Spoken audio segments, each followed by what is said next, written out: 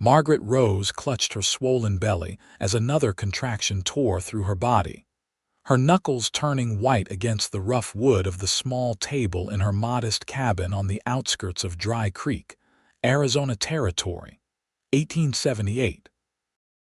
The pain that had started as a dull ache at dawn now threatened to split her in two as the afternoon sun blazed mercilessly outside. "Please," she gasped when the contraction subsided, her face slick with sweat as she looked up at the stern-faced woman standing by the door. "Mrs. Winters, I beg you. My baby is coming." Edith Winters, the only midwife within 20 miles, drew her shawl tighter around her bony shoulders and sniffed, her thin lips pressed into a disapproving line. Her gray eyes swept over Margaret's cabin, the single room that served as bedroom, kitchen, and living area all at once, before settling on Margaret's left hand, conspicuously bare of a wedding band. "I told you, Miss Rose, I don't attend to women in your condition, Mrs." Winter's voice was as cold as the winter winds that swept through the territory. "It wouldn't be proper. What would the good folks of this town think if I aided in bringing another bastard into this world? You made your choices." Margaret fought back tears. 6 months ago, she had arrived in Dry Creek, hoping for a fresh start after fleeing her family's farm in Missouri. She'd been carrying more than just her meager belongings. A secret grew inside her, the result of a brief romance with a traveling salesman who had promised marriage before disappearing with the dawn. Now, at 22, she faced the harshest judgment the frontier could offer a woman alone. "The baby doesn't deserve to suffer for my mistakes," Margaret pleaded, doubling over as another wave of pain crashed through her. This one was closer. Too close. "Please, Mrs. Winters, you should have thought of that before you laid down with a man not your husband." The midwife turned toward the door, her hand already on the latch. "I'll pray for your soul, Miss Rose, but I won't dirty my hands with your sin." The door closed behind the midwife with a finality that echoed through the small cabin. Margaret collapsed against the chair, tears streaming down her face. The baby was coming, ready or not, and she was completely alone. Outside, the sound of horse hooves slowed to a stop in front of her cabin. Margaret barely registered it until a knock came at her door, firm but not threatening. "Hello," a deep voice called from outside. "Everything all right in there?" Saw the midwife leaving in quite a hurry. Margaret tried to answer, but another contraction stole her breath. A strangled cry escaped her lips instead. The door opened, and a tall figure blocked the afternoon sun. As her eyes adjusted, she saw him clearly, a young man with sun-bronzed skin and concerned hazel eyes under the brim of a worn cowboy hat. His clothes were dusty from the trail, and a star-shaped badge gleamed on his vest. "Madam." His voice softened when he saw her condition. "I'm Deputy Jacob Irwin. Are you in need of assistance?" Margaret nodded weakly, unable to speak through the pain. When it finally subsided, she gasped, "The baby. It's coming." The midwife refused me because she couldn't finish, shame coloring her cheeks. Understanding dawned in the deputy's eyes, followed quickly by determination. "That doesn't matter now. How far apart are your pains?" "Minutes," she whispered. "Please, I don't know what to do." Deputy Irwin removed his hat, revealing thick brown hair in need of a trim. "I'm no midwife, Miss Rose, Margaret Rose, Miss Rose," he continued, "but I know someone who can help. There's a midwife in Copper Springs about 20 miles west. She'll help, no questions asked." He glanced around the cabin, assessing the situation. "Can you ride?" Margaret shook her head, tears threatening again. "I don't think so. It hurts too much." The deputy's face set in determination. "Then I'll take you. We've no time to waste." Before Margaret could protest, he was gathering her few necessities: blankets, a clean nightgown, a small basin. With gentle efficiency, he helped her to her feet. My horse is strong enough for two, he explained, supporting her weight as they moved toward the door. I'll ride behind you, keep you steady. We can make Copper Springs before nightfall if we push hard. Margaret looked up into the face of this stranger, who was risking so much to help her when her own neighbors had turned their backs. Why would you do this for me? You don't even know me. Jacob Irwin's expression softened, and for a moment the stern deputy disappeared, replaced by a man with kindness in his eyes. My ma had me alone, no husband to speak of. A good woman took pity on her when others wouldn't. I reckon it's time I paid that forward. He helped her onto his horse, a sturdy palomino that whinnied softly as they settled. Jacob climbed up behind her, one arm securely around her waist, the other holding the reins. "Hold tight, Miss Rose," he whispered near her ear as they set off. "I won't let you fall." As they rode away from Dry Creek, Margaret leaned back against the solid warmth of the deputy's chest, feeling for the first time since arriving in the Arizona Territory that perhaps she wasn't completely alone after all. The sun beat down mercilessly as they traveled, dust swirling around the horses' hooves. Jacob kept a steady pace, fast enough to make good time but careful not to jostle Margaret more than necessary. Every few minutes, he felt her body tense against his as another contraction seized her. "How are you holding up?" he asked after they had ridden for about an hour, his voice gentle against the backdrop of the desert's vast silence. Margaret drew a shaky breath. "I'm managing." Her voice was thin with pain, but there was steel underneath it. "The contractions are getting stronger, closer together." Jacob frowned, adjusting his arm around her to provide better support. "We'll need to stop soon, let you rest a bit. There's a creek not far ahead where we can water the horse and cool you down." When they reached the creek, little more than a trickle between rocks, but precious water nonetheless, Jacob carefully helped Margaret dismount. Her legs nearly buckled beneath her, and he caught her weight, guiding her to sit in the sparse shade of a mesquite tree. "Thank you," she whispered, leaning back against the trunk. Her face was flushed, her dark auburn hair plastered to her forehead with sweat. Despite her condition, Jacob couldn't help but notice how striking she was: high cheekbones, determined chin, and eyes the color of moss after rain. He dampened his bandana in the creek water and returned to press the cool cloth against her forehead. "This should help a bit." Margaret closed her eyes at the relief. "You're being too kind, Deputy." "Jacob," he corrected softly. "Just Jacob out here." She opened her eyes, studying him. "Jacob," she repeated, and something in the way she said his name made his heart beat faster. "I still don't understand why you're doing this." He busied himself refilling their canteen, avoiding her gaze. "Told you paying forward a kindness." "There's more to it than that," she persisted. "Most men would have kept riding." Jacob sighed, settling beside her in the shade.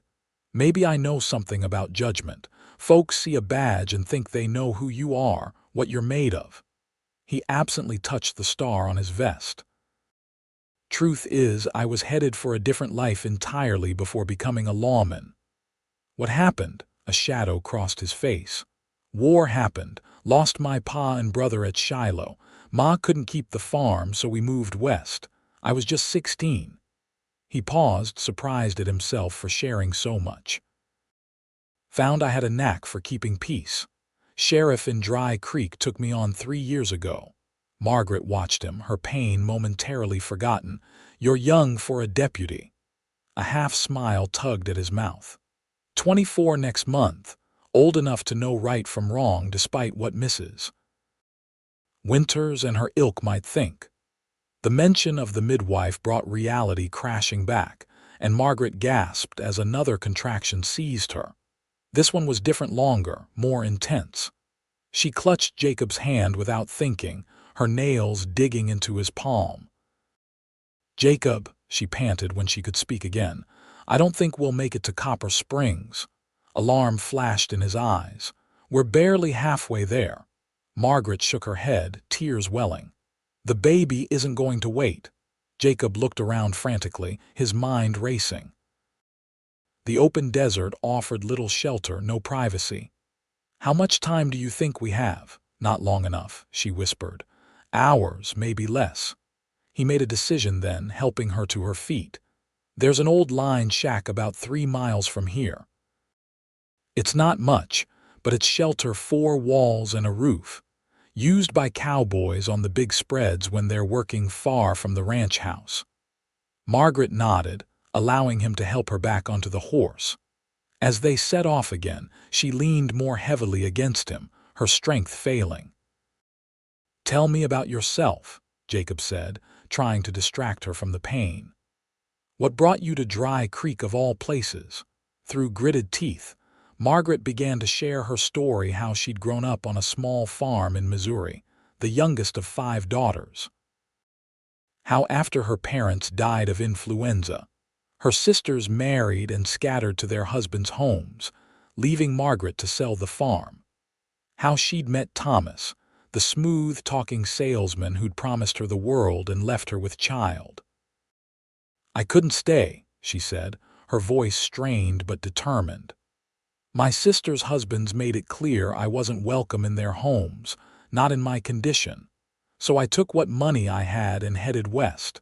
Dry Creek was as far as my funds would stretch." Jacob listened, anger burning in his chest at how this woman had been treated. And the father, this Thomas fellow, Margaret gave a bitter laugh that quickly turned into a groan of pain. Gone like morning mist, probably selling his wares and his false promises to some other foolish girl by now. "You're not foolish," Jacob said firmly. "Trusting isn't the same as foolish." She didn't respond, but he felt her relax slightly against him. The line shack appeared on the horizon just as the sun began its descent toward the western mountains. It was a humble structure, weathered planks, a sloped roof, a single window covered with oilskin rather than glass. But to Margaret, it looked like salvation.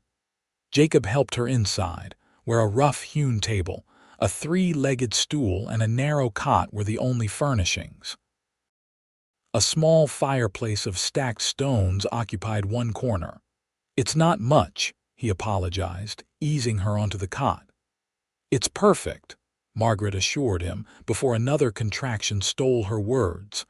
This one lasted longer than the others, and when it passed, her face was ashen. "Jacob, I think the baby's coming now." Panic seized him. He knew horses, cattle, even delivered a foal or 2 in his time, but a human baby. "I don't know what to do," he admitted, his usual confidence faltering. Margaret reached for his hand. "Neither do I, but we'll figure it out together." Their eyes met, a silent understanding passing between them. Whatever happened in this remote shack, they would face it together, 2 strangers brought together by circumstance, united by necessity. Jacob squeezed her hand, then set to work with determined efficiency. He built a small fire in the fireplace, heated water in a battered pot he found hanging on a hook. He tore his spare shirt into strips for bandages and laid out the cleanest blankets they had. As darkness fell outside, the only sound in the tiny shack was Margaret's labored breathing and occasional cries of pain. Jacob knelt beside her, his hand steady in hers, offering what comfort he could. "You're doing fine," he encouraged, though he had no way of knowing if it was true. "Just fine." Margaret's face contorted with another pain. "It's time," she gasped. "I need to push." Jacob moved to the foot of the cot, pushing aside his fear.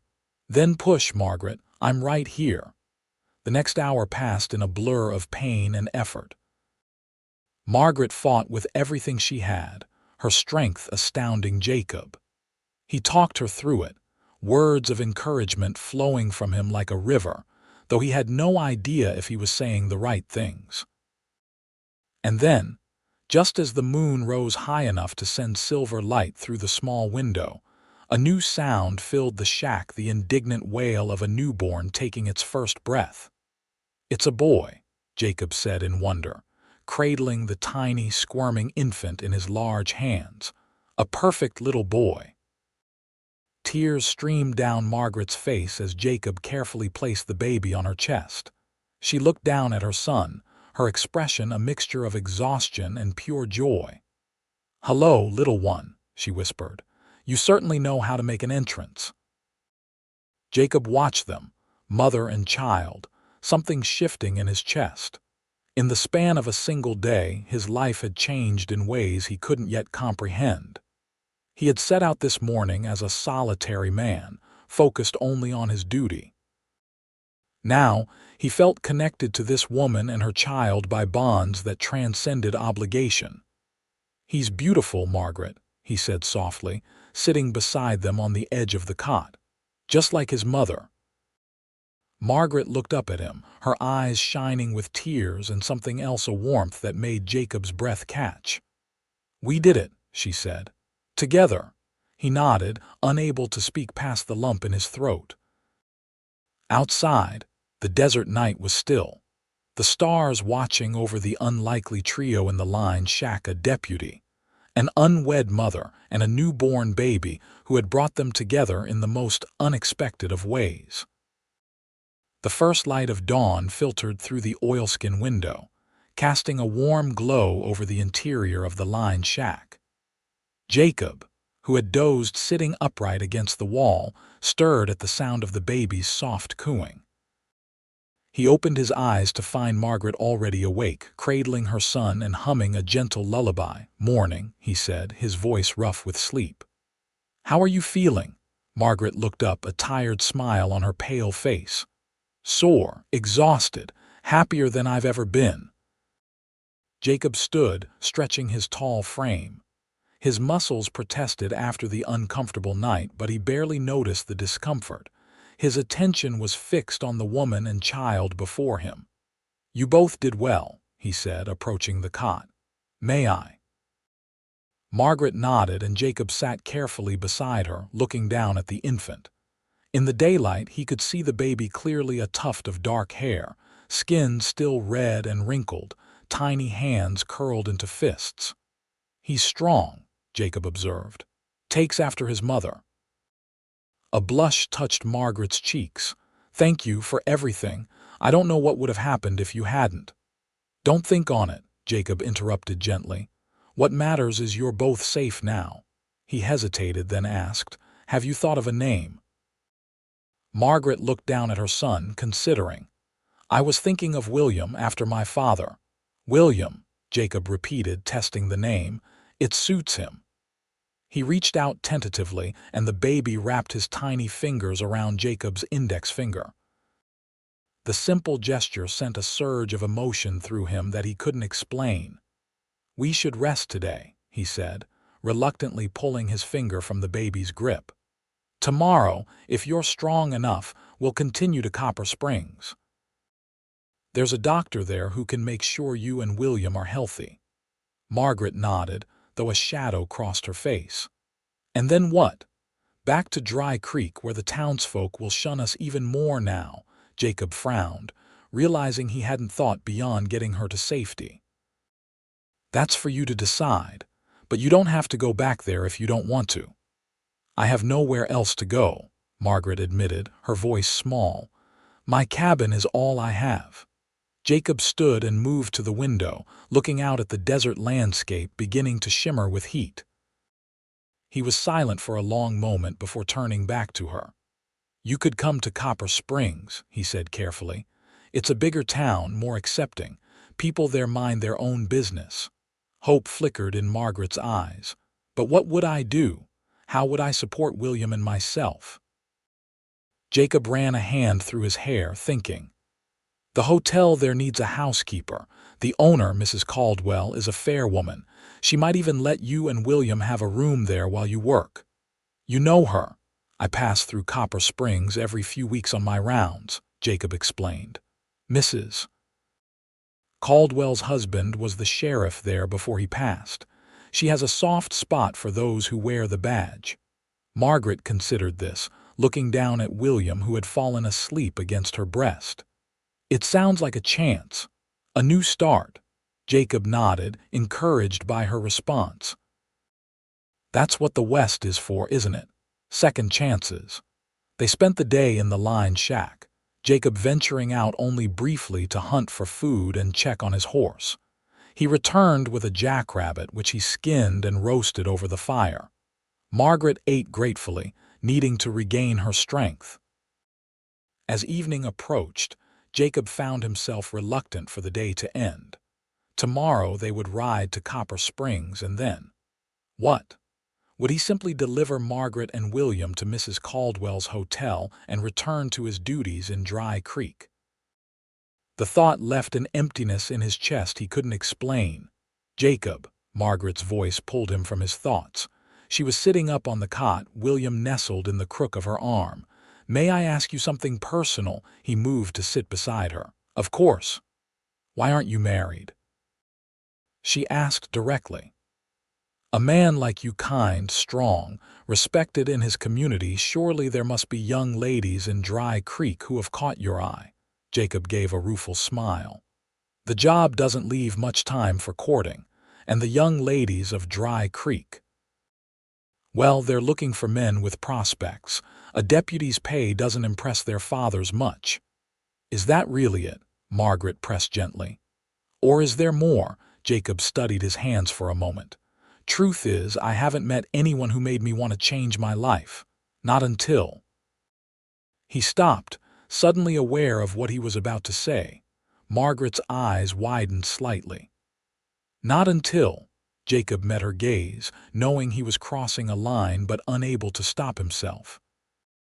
Not until I saw a woman stand up to the entire town of Dry Creek, determined to make a life for herself and her child, no matter what anyone thought. The air between them seemed to thicken. Margaret's cheeks flushed pink, but she didn't look away. You barely know me. I know enough, Jacob said softly. I know you're brave, I know you're strong, I know you'd do anything for your child. He hesitated, then added, and I know I want to help you, Margaret, not just tomorrow, but for as long as you'll let me. Margaret's eyes filled with tears. Why would you want to tie yourself to a woman like me? An unwed mother with nothing to her name but a baby and a reputation.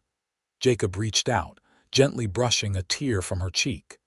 Because when I look at you, I don't see any of that. I see a woman I admire. A woman I'd be proud to stand beside. Margaret caught his hand in hers, holding it against her face. It's too soon, she whispered. We hardly know each other. I'm not proposing marriage, Jacob clarified with a small smile. Not yet, anyway. I'm just asking if you'll let me be part of your life. Yours and William's. Margaret looked down at her sleeping son, then back up at Jacob. I think, she said slowly, that William and I would be lucky to have you in our lives, Deputy Irwin. The tension between them broke, replaced by something warmer, more comfortable. Jacob gently squeezed her hand before releasing it. Then it settled. Tomorrow we ride for Copper Springs, together. As night fell over the desert once more, they talked of practical things, how to transport a newborn safely, what Margaret would need to start her new life, how Jacob would explain his extended absence to the sheriff. But beneath these practical concerns ran a current of something deeper, a connection neither had expected to find in the midst of such extraordinary circumstances. Later, as Margaret slept with William cradled against her, Jacob sat by the small fire, keeping watch. He found himself smiling into the flames, thinking of the strange turn his life had taken in just 2 days. He had set out as a solitary lawman and would return as what? Not quite a husband, not quite a father, but something more than a mere friend or protector. Whatever lay ahead, Jacob knew with certainty that he would not abandon Margaret and William. The bond forged between them in this remote line shack was too precious, too unexpected to ignore. For the first time since pinning on his badge, Jacob Irwin found himself looking beyond duty to something that felt remarkably like a future. The journey to Copper Springs the next day was slow but steady. Jacob fashioned a sling from one of the blankets, allowing Margaret to carry William securely against her chest, while Jacob rode behind her, one arm supporting her back. The baby slept peacefully for most of the journey, waking only occasionally to nurse or cry out his discomfort before settling again. "He's a good traveler," Jacob remarked as they crested a ridge, bringing the town of Copper Springs into view in the valley below. "Strong, like I said." Margaret smiled down at her son. "He seems to know we're heading somewhere better." She glanced back at Jacob. "Do you think Mrs. Caldwell will truly take us in?" "She's a good woman with a kind heart," Jacob assured her. "And if she says no, we'll find another way, I promise you that." The town was larger than Dry Creek, with proper streets laid out in a grid and buildings constructed of wood and stone rather than adobe. A church steeple rose above the other structures, and several saloons competed for business along the main thoroughfare. The Silver Springs Hotel stood at the far end of the street, a 3-story building painted white with blue trim. People looked up curiously as they rode through town, but their gazes held more interest than judgment. Jacob nodded to a few familiar faces as they passed. Mrs. Caldwell was sweeping the hotel porch when they arrived. She was a stout woman in her 50s with iron gray hair pulled into a severe bun, but her face softened when she recognized Jacob. "Deputy Irwin, it's been weeks since you've graced us with your presence." Her sharp eyes took in Margaret and the baby. "And I see you've brought company." Jacob dismounted first, then carefully helped Margaret and William down. "Mrs. Caldwell, I'd like you to meet Margaret Rose and her son, William. They've had a difficult journey." Understanding dawned in the older woman's eyes as she noted Margaret's exhausted appearance and the newborn's age. Without hesitation, she stepped forward and took Margaret's arm. "You poor dear, come inside this instant. You need rest and a proper meal." Relief washed over Jacob as Mrs. Caldwell ushered them into the hotel. The lobby was modest but well-maintained, with a polished reception desk and several comfortable chairs arranged near a stone fireplace. "Molly," Mrs. Caldwell called, and a young maid appeared from a back room. "Prepare the corner room on the second floor. Fresh linens, a basin of warm water, and bring up some broth from the kitchen." As Molly hurried to obey, Mrs. Caldwell turned to Margaret. "Let's get you settled, my dear. You can explain everything after you've rested." Jacob watched as Mrs. Caldwell led Margaret toward the stairs. Before following, Margaret turned back to him, a question in her eyes. "I'll be here," he promised.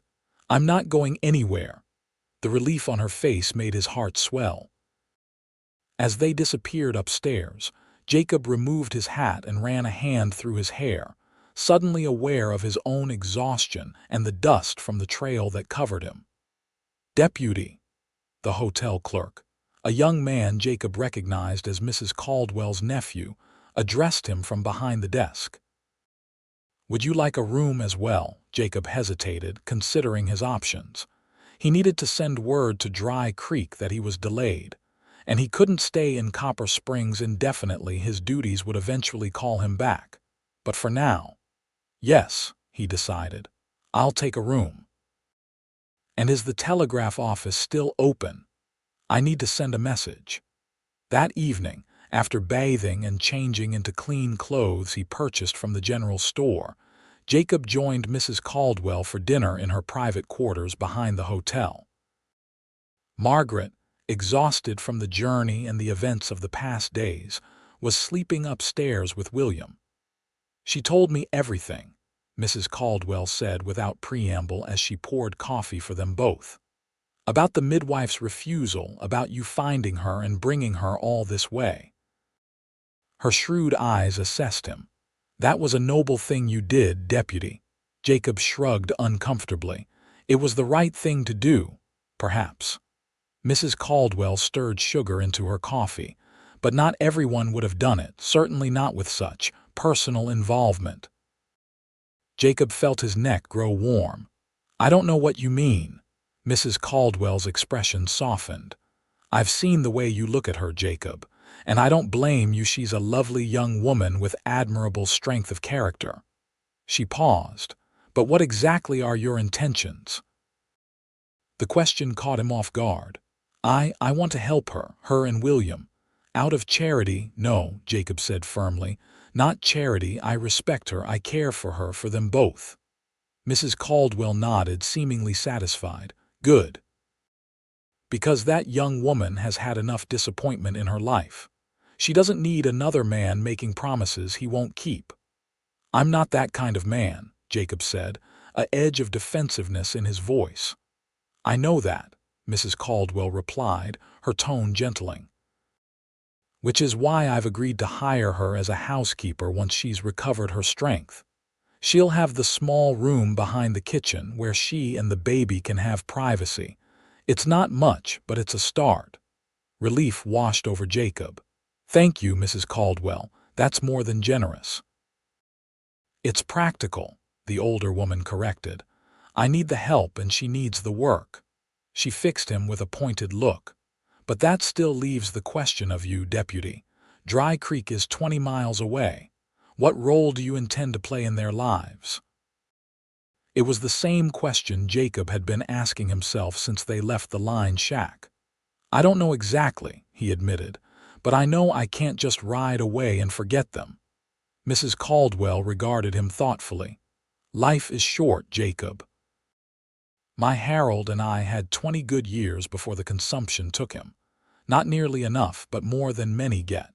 She leaned forward. "If you care for her, truly care for her, don't waste time overthinking it. The West isn't kind to those who hesitate." Her words struck a chord in Jacob. He nodded slowly, absorbing their wisdom. "I sent a telegraph to Sheriff Bridges in Dry Creek, told him I'd be delayed a few more days. And after those days," Jacob met her gaze steadily, "I suppose that depends on Margaret." Mrs. Caldwell smiled for the first time that evening. "I think you may find, Deputy, that she's already made her feelings quite clear, the way she spoke of you." She trailed off, letting the implication hang in the air between them. Hope bloomed in Jacob's chest. "She spoke of me," Mrs. Caldwell laughed softly. "At length. Now finish your coffee and get some rest. Tomorrow is another day, and if I'm not mistaken, it may be the first of many important ones for you." The next morning, Jacob found Margaret in the hotel's small garden, sitting on a bench with William in her arms. She wore a simple blue dress that Mrs. Caldwell had provided, and her auburn hair was neatly braided down her back. The sight of her made his heart race. "Good morning," he said, approaching slowly. "How are you feeling today?" Margaret looked up, her face brightening at the sight of him. "Much better. A real bed and a hot bath can work wonders." She shifted slightly, making room for him on the bench. "William slept through the night. Mrs. Caldwell says it's a miracle for one so young." Jacob sat beside her, marveling at how natural it felt to be close to her. "He's remarkable. Takes after his mother that way." A blush colored Margaret's cheeks. "Mrs. Caldwell told me about the job. I can't believe my good fortune." "You deserve it," Jacob said sincerely. "All of it and more." They sat in comfortable silence for a moment, watching as William's tiny hand curled around his mother's finger. "I sent a telegraph to Dry Creek," Jacob finally said. "Let them know I'm delayed." "How long can you stay?" Margaret asked, her voice carefully neutral. Jacob turned to face her fully. "That depends." "On what?" "On you," he said simply. "On what you want." Margaret's eyes widened slightly. "What I want?" "Yes." Jacob took a deep breath.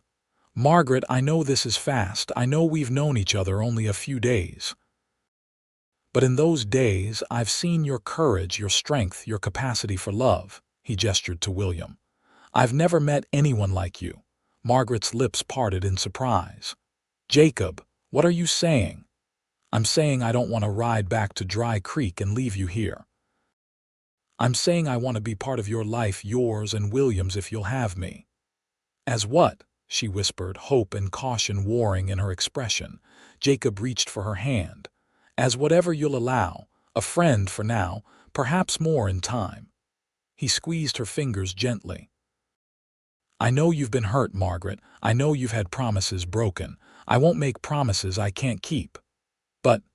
But I promise you this, I'll be honest with you always. I'll respect you. I'll care for you and William to the best of my ability. His voice grew stronger with each word. And if someday you decide you could love me as I'm already beginning to love you, then I would consider myself the luckiest man in the Arizona territory. Tears welled in Margaret's eyes. Jacob Irwin, you are nothing like any man I've ever known. Is that good or bad? He asked, a nervous smile tugging at his lips. Good, she assured him, squeezing his hand. Wonderfully, surprisingly good. She looked down at William, then back to Jacob. We're a package deal, you know. He and I come together. I wouldn't have it any other way, Jacob said firmly. He's a fine boy, Margaret. Any man would be proud to help raise him. Something in Margaret's expression shifted, a guard lowering.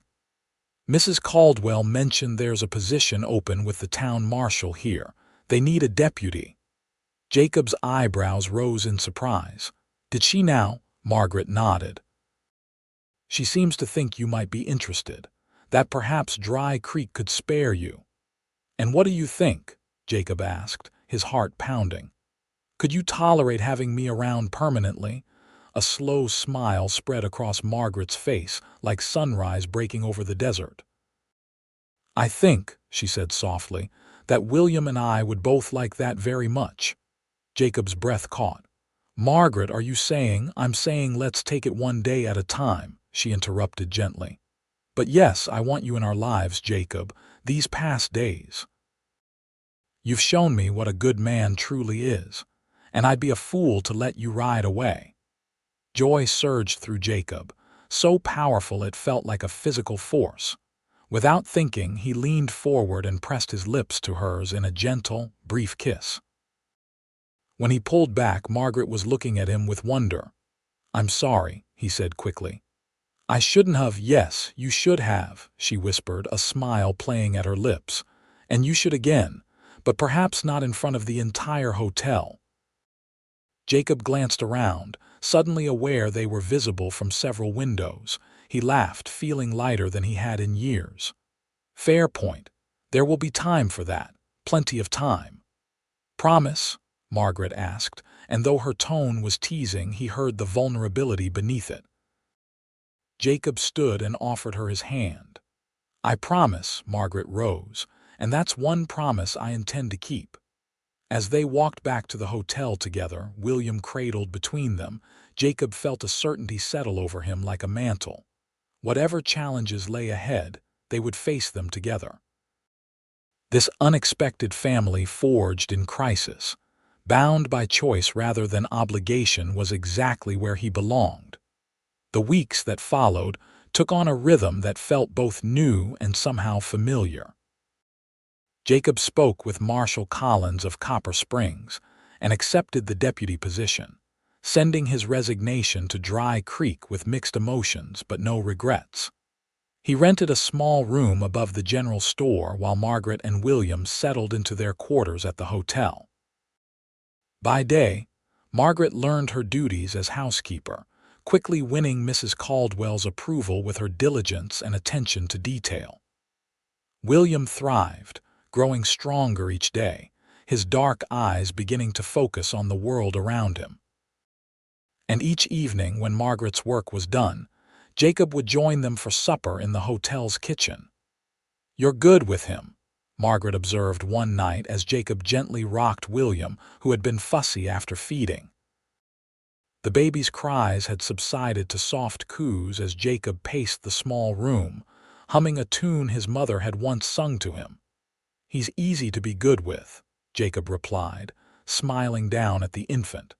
Knows exactly what he wants and isn't shy about demanding it. Margaret laughed softly. A quality that will serve him well, I suppose. She watched them for a moment longer, her heart full. Jacob, I've been thinking. He looked up, still swaying slightly to keep William calm. About us, about what comes next. She twisted her hands in her lap. It's been 6 weeks since we arrived here. People talk. Jacob's expression grew serious. Are they bothering you, saying unkind things? No, nothing like that, Margaret assured him quickly. Copper Springs has been welcoming more than I could have hoped. She took a deep breath. But I know how it looks, you calling on me every evening, spending time with William. People assume. Let them assume, Jacob said firmly. What matters is what's between us, Margaret, not what others think. I know. She stood, moving to take William from his arms and place the now sleeping baby in his cradle. But I've been thinking that perhaps their assumptions aren't entirely wrong. Jacob went still, watching her carefully. What do you mean? Margaret turned to face him, gathering her courage. I mean that these weeks with you have been the happiest of my life. I mean that William adores you and I. She faltered, then pushed on. And I find myself feeling things I never expected to feel again, not after Thomas. Hope blazed in Jacob's eyes, but he remained where he was, giving her space. What sorts of things? Trust, she said immediately. Respect, admiration. She took a step toward him. Affection, more than affection. Margaret, he breathed her name like a prayer. I know it hasn't been long, she continued. But out here, time moves differently, doesn't it? Life is harder, shorter. We seize happiness where we find it. Jacob closed the distance between them, taking her hands in his. Are you saying what I think you're saying? Margaret looked up into his face, the face that had become so dear to her in such a short time. I'm saying that I love you, Jacob Irwin. I'm saying that William and I both need you. And if you still want us, if your offer still stands. It does, he said instantly, his voice rough with emotion. God, Margaret, it does. I love you. I love William. I want to be a family, a real family. He swallowed hard. Margaret Rose, will you marry me? Tears spilled down her cheeks, but her smile was radiant. Yes, yes, I will marry you, Jacob. He pulled her into his arms, capturing her lips in a kiss that spoke of all the love, all the hope, all the future that stretched before them. When they finally parted, both breathless, Jacob rested his forehead against hers. When, he asked, how soon can I call you my wife?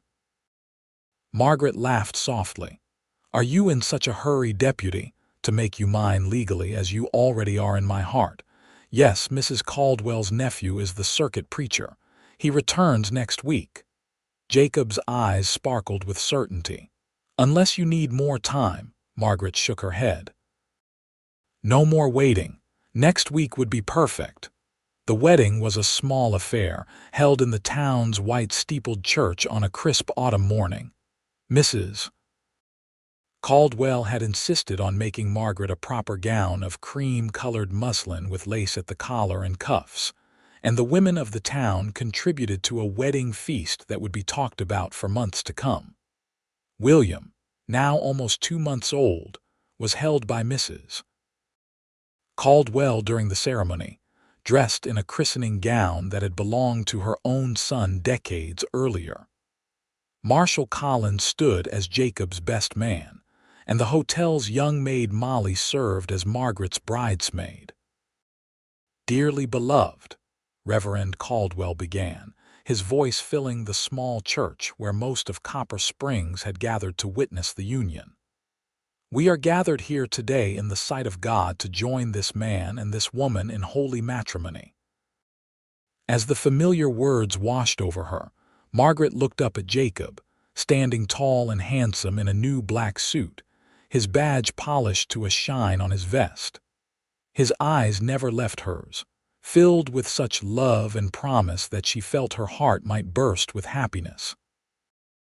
Do you, Jacob Thomas Irwin, take this woman to be your lawfully wedded wife? The Reverend asked. To have and to hold from this day forward, for better or for worse, for richer or poorer, in sickness and in health, to love and to cherish, till death do you part. I do, Jacob said, his voice clear and certain. "And do you, Margaret Ann Rose, take this man to be your lawfully wedded husband, to have and to hold from this day forward, for better or for worse, for richer or poorer, in sickness and in health, to love and to cherish, till death do you part?" "I do," Margaret replied, squeezing Jacob's hands. They exchanged simple gold bands. Jacob had insisted on purchasing them from the town's jeweler, despite Margaret's protests about the cost, and then the Reverend pronounced them husband and wife. "You may kiss your bride," he told Jacob, who needed no further encouragement. The kiss was brief but tender, appropriate for the church setting but promising much more to come. As they turned to face the congregation, William let out a happy gurgle from Mrs. Caldwell's arms, causing laughter to ripple through the church. "Ladies and gentlemen," Reverend Caldwell announced, "I present to you Mr. and Mrs. Jacob Irwin." The celebration spilled out onto the church steps, and then to the hotel, where tables had been set up in the dining room for the feast. There was roast beef and fried chicken, potatoes and cornbread, 3 kinds of pie and a proper wedding cake. Even the town's miners and cowboys cleaned up and came to offer their congratulations to the deputy and his new family. Late in the afternoon, as the celebration continued, Jacob pulled Margaret aside to a quiet corner of the hotel's porch. "Happy?" he asked, his eyes searching hers. "More than I ever thought possible," she assured him, leaning into his embrace. "I still can't believe this is real." Jacob chuckled, pressing a kiss to her temple. "Better be real. I've already moved your things to our new home." This was another surprise. He had arranged a small but sturdy 2-bedroom house on the edge of town, previously owned by a miner who had struck it rich in California and moved west. Jacob had been secretly fixing it up for weeks, wanting it to be perfect for them. "Our home," Margaret repeated, savoring the words. "When can we see it?" Jacob glanced at the setting sun. "I thought we might slip away now. Mrs. Caldwell has offered to keep William for the night." He looked down at her, his expression suddenly serious. "Our first night as husband and wife." Margaret felt heat rise to her cheeks, but she nodded. "Let me say good night to William, and then we can go." After tender goodbyes to their son, who was happily being passed among the adoring townsfolk, Jacob and Margaret slipped away from the celebration. He helped her into a small buggy he had borrowed for the occasion and drove them through town to their new home. The house sat on a small rise, with a view of the mountains to the west and the town below. A picket fence surrounded a yard where wildflowers still bloomed despite the advancing season. Jacob lifted Margaret into his arms to carry her across the threshold, both of them laughing as he nearly stumbled on the step. "Welcome home, Mrs. Irwin," he said, setting her down in the front room where a fire was already laid in the stone fireplace. Margaret turned slowly, taking in the comfortable furnishings, the curtains at the windows, the rag rugs on the plank floors. "Jacob, it's wonderful. When did you do all this?" "I had help," he admitted. "The whole town pitched in. Seems they're as invested in our happiness as we are." Margaret moved to him, winding her arms around his neck. "And are you happy, Deputy Irwin?" Jacob's hand settled at her waist, drawing her closer. "Happier than I have any right to be." His voice dropped to a whisper. "I love you, Margaret. I will spend the rest of my life trying to be worthy of you and William." "You already are," she assured him, rising on tiptoe to press her lips to his. "More than worthy, more than I ever dreamed of." As darkness fell over Copper Springs, the newlyweds found in each other the love and acceptance they had both sought for so long.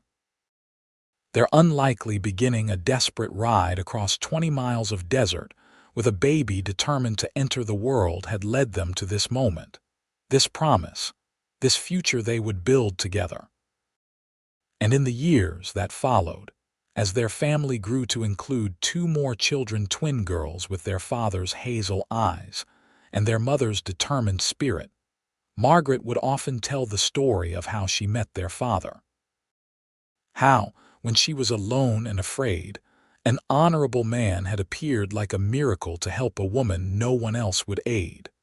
How 20 miles had changed their lives forever. It became a story told and retold around their family table, a testament to the unexpected ways love finds us, even in our darkest moments.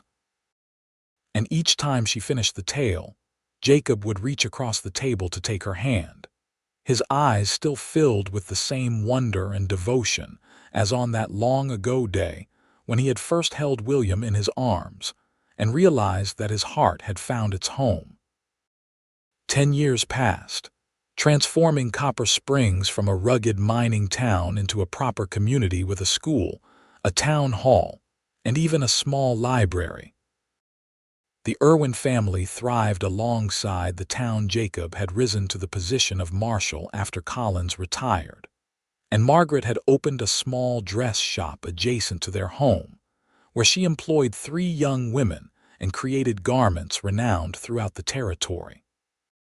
William, now a sturdy 10-year-old with his mother's auburn hair and his adoptive father's steady gaze, had no memory of those dramatic first days of his life.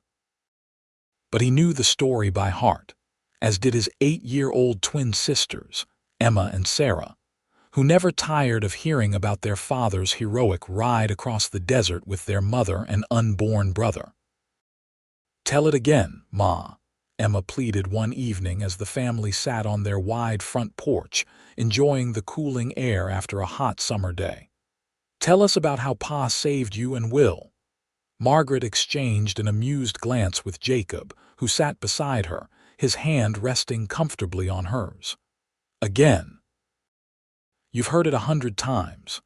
But it's the best story," Sarah insisted, leaning against her father's knee. "Please." "Well," Margaret began, settling back in her rocking chair, "it was the hottest day in July, and your brother was determined to enter the world." As she recounted the tale once more, Jacob watched his family with quiet contentment. William sat on the porch steps, whittling a piece of pine with the small knife Jacob had given him for his birthday, pretending not to listen but absorbing every word. The twins, identical in appearance but opposite in temperament, sat wide-eyed at their parents' feet. And Margaret, his Margaret, still as beautiful to him as the day he'd first seen her, spun their story with the grace and strength that had captured his heart all those years ago. Later, after the children were tucked into bed, Jacob and Margaret stood together in their kitchen, her washing the supper dishes while he dried them, a nightly ritual they had maintained throughout their marriage. "You know," Jacob said, carefully setting a plate on the stack, "sometimes I still can't believe how lucky I am." Margaret glanced at him, smiling. "Lucky? That I was the one who found you that day, that I was the one who got to bring William into the world, that you chose me." He set down the dish towel and turned her to face him. 10 years, Margaret, 10 wonderful years, and I still wake up every morning amazed that you're beside me." Margaret's eyes softened. "It works both ways, you know. You chose us too, a woman with a child not her husband's, with no prospects and no family. You could have helped us and ridden away with a clear conscience." "Never," Jacob said firmly. "From the moment I saw you, I think I knew. Some part of me recognized you, like my heart had been waiting all my life to find you." Margaret stood on tiptoe to kiss him, her hands damp against his cheeks. "Such pretty words from a lawman. Only for you," he murmured against her lips. "Always for you." Their quiet moment was interrupted by a knock at the front door. Jacob pulled away reluctantly, his hand moving instinctively to check for the revolver he no longer wore at home. "Who could that be at this hour?" Margaret wiped her hands on her apron. "Perhaps it's Mrs. Caldwell. She mentioned stopping by with that pattern book she promised me." Jacob moved to the door, opening it cautiously. On the porch stood a stranger, a man in trail-worn clothes, his hat in his hands. Something about his posture, his uncertainty, made Jacob instantly wary. "Can I help you?" Jacob asked, his voice taking on the authoritative tone he used as marshal. The man cleared his throat. "I'm looking for Margaret Rose. I was told in town she might be here." Behind him, Jacob felt rather than saw Margaret approach. "I'm Margaret Irwin now," she said, stepping beside Jacob in the doorway. "Who's asking?" The stranger's eyes widened as he took in her appearance. "Margaret," he breathed. "It's really you," he swallowed hard. "It's me, Thomas Walker." Jacob felt Margaret go rigid beside him. Her hand sought his, gripping it with sudden intensity. "Thomas," she repeated, her voice barely audible. The man nodded, his expression a mixture of hope and apprehension. "I've been looking for you for years. When you disappeared from Missouri, I came back for you, but you were gone." Jacob's protective instincts flared. "You're William's father," he stated flatly, not a question. Thomas nodded again, his gaze shifting between them. "I am, and I've come a long way to find him, to find both of you, Margaret." A tense silence fell over the porch. Jacob could feel the weight of the moment, the potential for everything he treasured to be threatened. But before he could speak, Margaret's voice rang out, clear and firm. "You're too late, Thomas. More than 10 years too late." Her grip on Jacob's hand never wavered. "William has a father. A real father who has loved him every day of his life." Thomas's face fell. "Margaret, please, at least let me explain, let me see him." "No." The word was quiet but absolute. "You abandoned us when I needed you most. I won't let you waltz back into our lives now and disrupt the happiness we've built." Jacob watched the man's shoulders slump. Despite everything, he felt a flicker of pity for Thomas Walker, who had clearly not expected this reception. "I understand your anger," Thomas said softly. "But I want you to know I never stopped looking. And I'm settled now, doing well for myself. I have a ranch outside of Denver, cattle and horses. I could provide for you, for our son, my son." Jacob interrupted, his voice level but brooking no argument. "William is my son in every way that matters. I was there when he took his first breath. I taught him to walk, to ride, to be an honorable man." His eyes locked with Thomas's. "Where were you?" Thomas had no answer for that. Margaret stepped forward slightly. "I'm not angry anymore, Thomas. I was for a long time, but now I can see that your leaving was a blessing in disguise." She looked up at Jacob with such love that his heart swelled. "It led me here, to Jacob, to the life we've built together." "You're married," Thomas observed unnecessarily, his gaze falling to their intertwined hands, to the gold band on Margaret's finger. 10 years, Margaret confirmed. "We have twin daughters as well, a family." She softened her tone slightly. "I'm sorry you came all this way for nothing." Thomas looked as though he might argue further, but something in their united front seemed to finally reach him. He nodded slowly, placing his hat back on his head. "I see." He hesitated, then added, "He's well." "William?" Jacob felt Margaret's silent question and nodded slightly. "Some things even this man deserved to know. He's wonderful," Margaret said. "Strong, clever, kind. He wants to be a doctor someday." A sad smile crossed Thomas's face. "That's good, I'm glad." He took a step back. "I won't trouble you further. I just needed to know you were both all right." "We are," Jacob assured him, no malice in his voice. "More than all right." Thomas nodded one final time. "Goodbye, Margaret. I wish you all happiness." With that, he turned and walked away, disappearing into the gathering darkness. Jacob closed the door gently, turning to face his wife. "Are you all right?" Margaret stood perfectly still for a moment, then let out a long breath. Yes, I am." She looked up at him, her eyes clear and certain. "I meant what I said, Jacob. I'm not angry anymore." How can I be when his leaving brought me to you?" Jacob pulled her into his arms, holding her close. "I was afraid," he admitted into her hair. "For a moment I thought that I might go with him." Margaret pulled back to look at him in disbelief. "After everything we've built, everything we are to each other." She cupped his face in her hands. "Jacob Irwin, you are the only man I have ever truly loved, the only father William has ever known. Nothing and no one could change that." Relief washed over him, followed by a surge of love so powerful it nearly overwhelmed him. "I don't deserve you," he whispered. "No," she agreed with a smile. "You deserve far better, but you're stuck with me regardless." They held each other in the quiet kitchen, the unexpected visit from the past only serving to highlight the strength of what they had built together. "Should we tell William?" Jacob finally asked. That Thomas was here." Margaret considered this, then slowly shook her head. "Not now. Someday when he's older he might have questions. And when that day comes, we'll tell him the truth, that his birth father sought him out, that he wanted to know him. But also that you, Jacob, are his true father in all the ways that matter." Jacob nodded, trusting her judgment as he always had. "I love you, Margaret Irwin. More than I can ever express." "I know," she said simply. "And I love you, always have, from the moment you found me when no one else would help."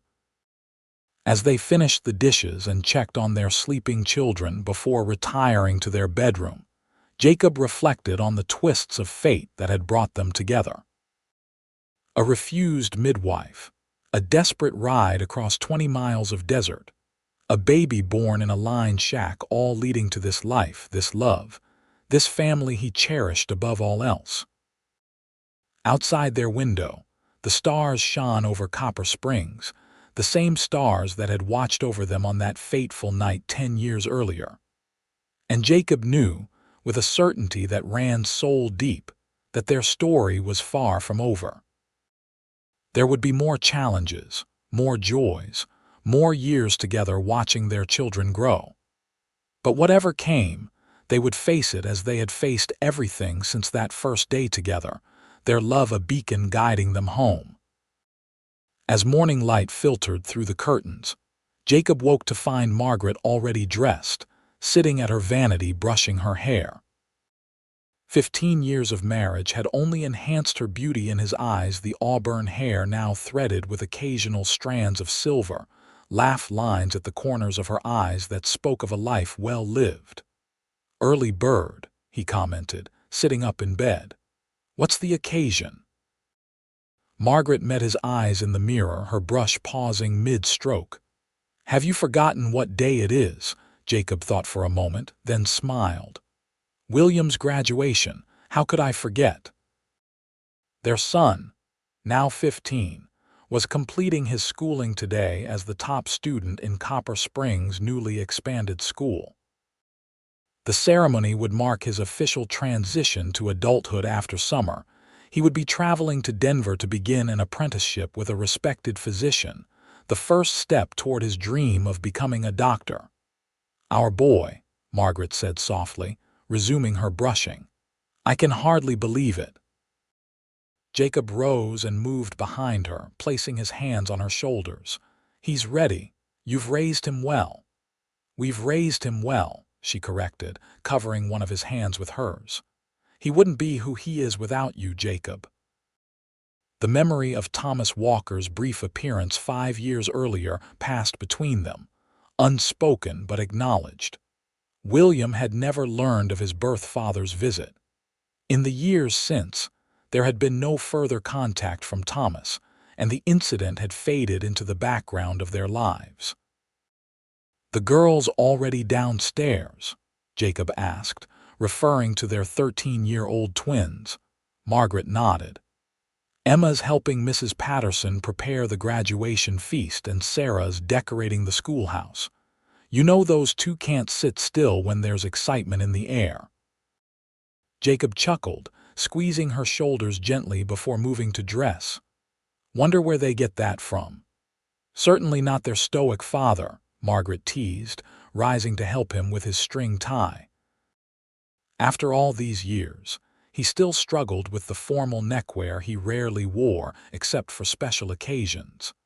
They moved in comfortable harmony, the rhythm of a long and loving marriage evident in every interaction.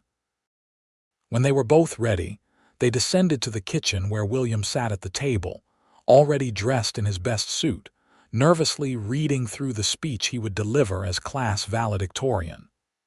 "You'll do fine, son," Jacob assured him, clapping a hand on his shoulder. "Just speak from the heart." William looked up, his young face so much a blend of Margaret's features and Jacob's expressions that sometimes it startled them both.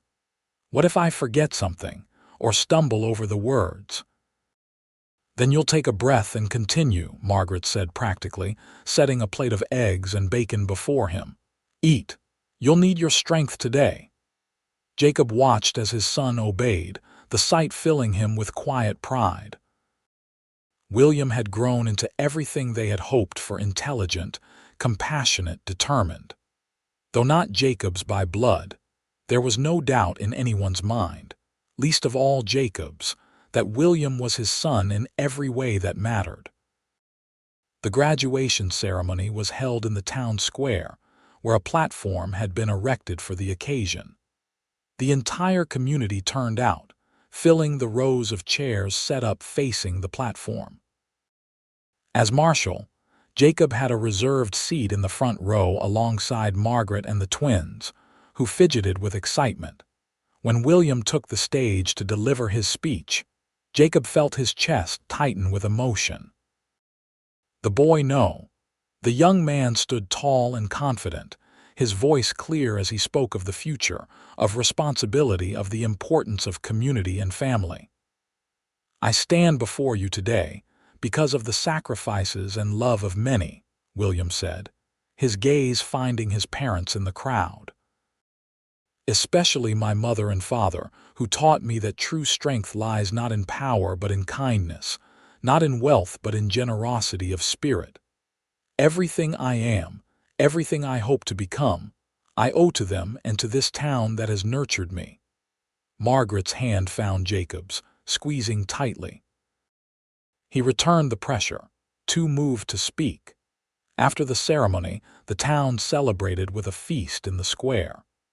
As the afternoon progressed, Jacob found himself drawn into conversation with various townspeople, his duties as marshal never entirely set aside even on this day of celebration. It was during one such conversation that Dr. Howard, the town's aging physician, approached with a stranger at his side. "Marshal Irwin," the doctor greeted him. "Allow me to introduce Dr. James Bennett from Denver. He's the physician who's agreed to take William as his apprentice." Jacob shook hands with the distinguished-looking man, who appeared to be in his 50s with salt and pepper hair and intelligent eyes behind wire-rimmed spectacles. "Dr. Bennett, it's a pleasure to meet you. We're grateful for the opportunity you're providing our son." "The pleasure is mine, Marshal," Bennett replied. "Your son's academic achievements are quite impressive. Dr. Howard has spoken highly of his aptitude and character." "William has always been determined to heal," Jacob said proudly, "ever since he was old enough to understand what a doctor does." Bennett nodded, his expression thoughtful. "I understand he'll be the first from your family to enter the medical profession." "That's right," Jacob confirmed. "Though his mother has quite a talent for nursing, she's tended many in this town when Dr. Howard couldn't be present." "Excellent," Bennett said. "That foundation of care is invaluable." He hesitated, then added, "I should mention, Marshal, that the apprenticeship is demanding. William will be living in my household in Denver with one Sunday a month for personal time. The first year, at least, he won't be able to return home frequently." Jacob had known this, of course, but hearing it stated so plainly brought home the reality that their son would soon be leaving them. "We understand, Doctor. William understands as well. He's prepared for the work ahead." Bennett seemed satisfied with this response. Good. I look forward to welcoming him to Denver in August. With a courteous nod, he moved on to speak with other parents. Jacob sought out Margaret, finding her seated with Mrs. Caldwell, who despite her advancing years remained a dear friend and confidante to the family. The older woman had just risen to leave as Jacob approached. "Your boy has done you proud," Mrs. Caldwell said, patting Jacob's arm. "Both your girls, too. You've built something special, you two." Her eyes, still sharp despite her 70 years, held a knowing gleam. "Just as I suspected you would, all those years ago." After she departed, Jacob took her vacated seat beside Margaret. "Dr. Bennett seems impressed with William." Margaret nodded, her gaze following their son as he laughed with friends across the square. "He should be. William's worked hard for this." She turned to Jacob, a hint of vulnerability in her expression. "It's going to be strange, isn't it, not having him home?" "Strange," Jacob agreed. "But right. He's following his calling, just as we taught him to do." He took her hand. "Besides, we still have the twins to keep us on our toes for a few more years."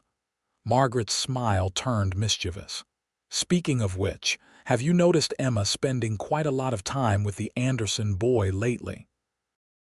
Jacob groaned good-naturedly. "Don't remind me. Tom Anderson is a fine young man, but she's only 13, far too young for such nonsense. Says the man who proposed to me after knowing me less than a week," Margaret teased. "Different circumstances entirely," Jacob protested, though his eyes crinkled with amusement. "Besides, I was right about us, wasn't I?" Margaret's expression softened. "You were, as usual."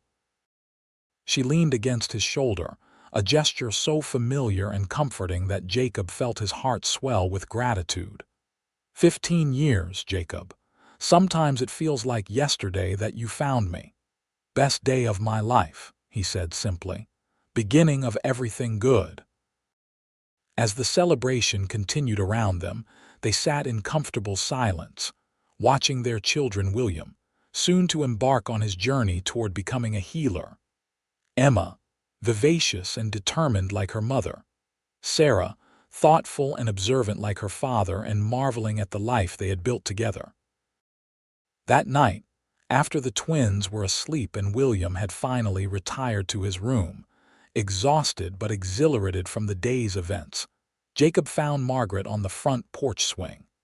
She had changed into her nightdress and robe, her hair loose around her shoulders as she gazed up at the stars.